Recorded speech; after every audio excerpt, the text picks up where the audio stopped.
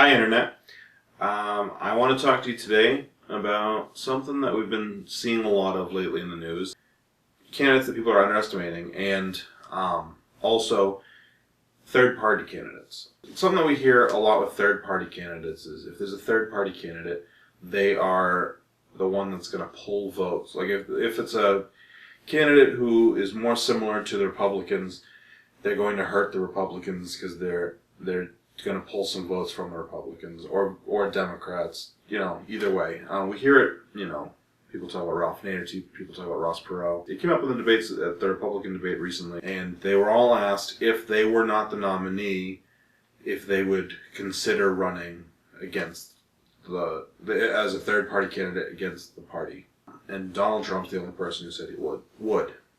The way that it seemed to be framed every time I saw it posted online is that he is going to do that. I got from it, even though it didn't seem that the average person got from it, is that he is not guaranteeing that he won't. He doesn't want it to be held against him in 2 months if he does.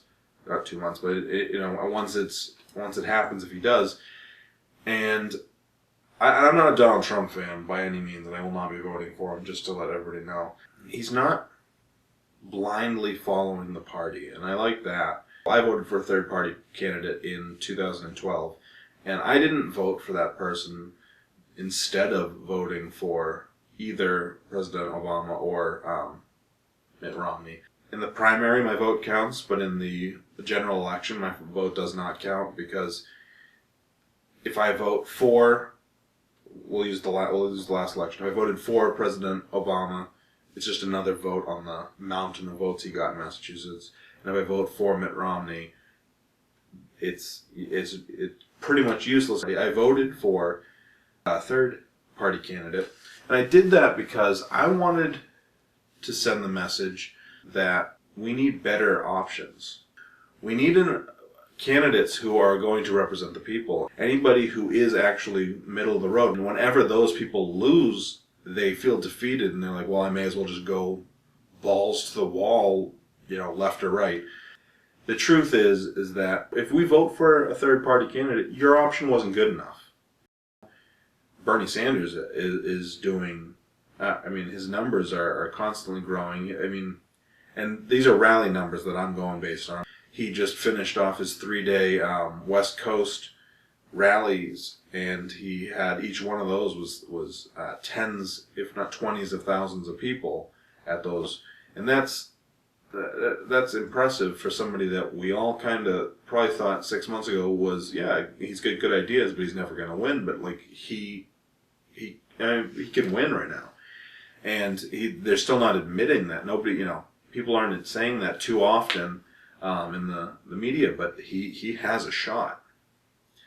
Donald Trump, he is making it interesting because he's doing a couple of things. He's making the Republican Party either, some of the candidates are going further right to meet him, to keep up with him, and the other candidates who are not doing that really don't seem to have much of a chance.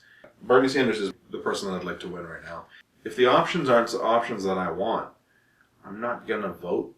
I'm not going to vote for one of those options. And that doesn't mean I'm not going to vote. I'm going to go find a third party. I will vote for a third party in protest of real options. Not voting is taken as a sign of laziness or of apathy. The reason I'm going to vote is the reason we have the vote, and that's to express, to try to make the system better, to try to improve things. If I don't believe that either candidate represents that, I'm not going to vote for them. Take that as we can't get this vote because we're not doing, and obviously because we're not saying the right things. Look at these third-party votes as you screwed up.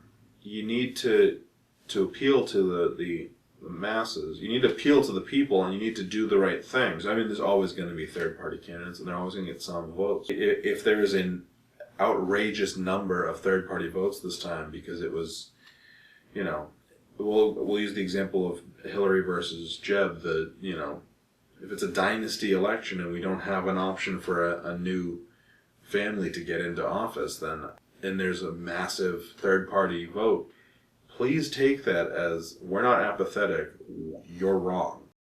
If you like my video, please comment, subscribe, like it, or give it a thumbs up. The crust is the handle. You're supposed to hold the crust, eat the pizza, and it looks like, I don't know, constipated is what I thought it was. It's actually